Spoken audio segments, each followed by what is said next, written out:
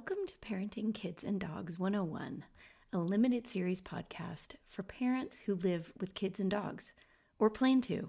I'm your host, Michelle Stern, the founder of Pooch Parenting. I'm not just a certified professional dog trainer and former teacher, I'm a mom too. In each episode of this series, I hope you feel like I'm chatting with you, one parent to another, about life with kids and dogs, answering common questions my clients ask me, and giving you simple solutions to make your life easier and safer. I hope you'll subscribe and join me for the whole series. And don't forget to grab the accompanying workbook at poochparenting.net/podcast workbook. Enjoy! In episode 10, I'll be talking about tips for parents on keeping dogs both physically and mentally stimulated. This is a topic that comes up a lot for my clients, many of whom are feeling overwhelmed and feeling like their dog isn't getting enough. It's so common for parents to feel overwhelmed and wonder what else they could be doing for their dog, because a lot of our focus has now shifted to our children. So I'd like to start by encouraging you to ask for help. That is absolutely okay. You can get a dog walker.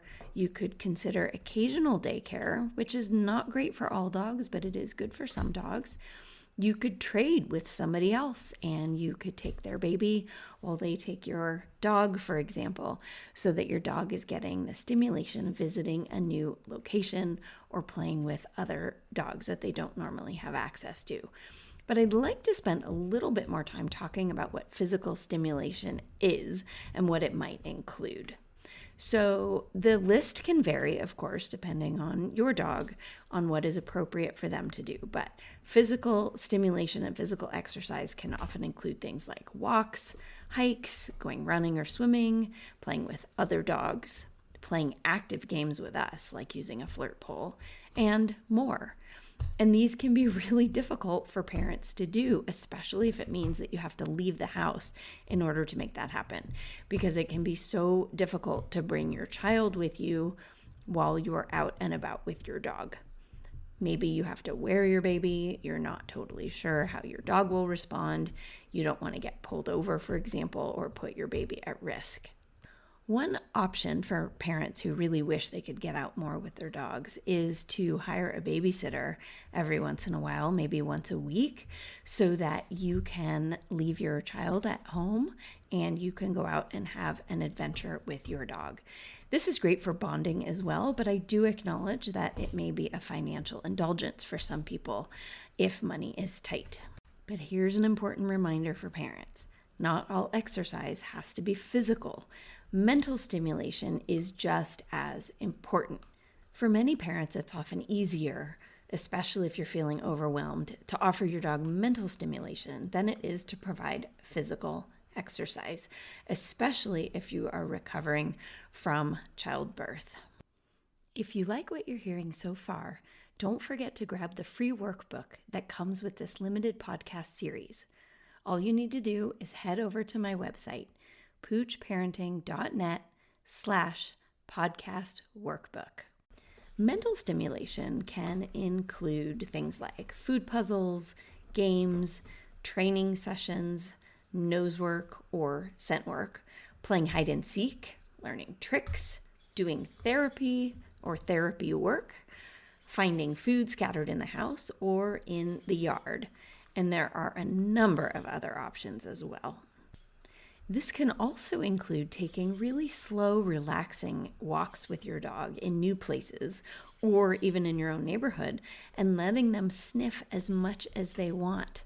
Sometimes I even let my dog determine the route we're going to take on our walks. I give them a loose lead and I follow where they go as long as it's safe. A huge favorite of mine and of many of my clients is to scatter feed. So what we'll often do is scatter feed in the yard or in different parts of the house, or even using a piece of equipment like a snuffle mat. And this uses the dog's natural olfactory skills, which take up a huge percentage of the neurons in the brain and makes them really tired and satiated. You can also hide food in boxes that you strategically place around your house, and then you can rotate the location of the boxes next time. I want to wrap up today's brief episode with a little pointer, and that is for you to aim for parenting that is good enough, because perfection is the enemy of the good and is not really attainable anyway. So give yourself some permission to say goodbye to that guilt.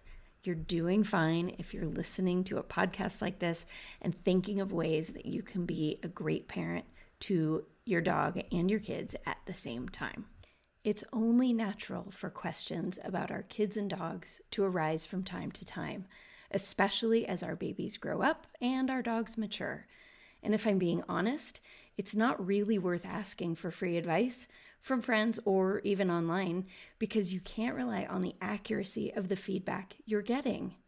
If you'd like to learn more about the Pooch Parenting Society, where I offer practical life and science-based tips and strategies, ongoing support, and a safe place to share, head on over to safekidsanddogs.com.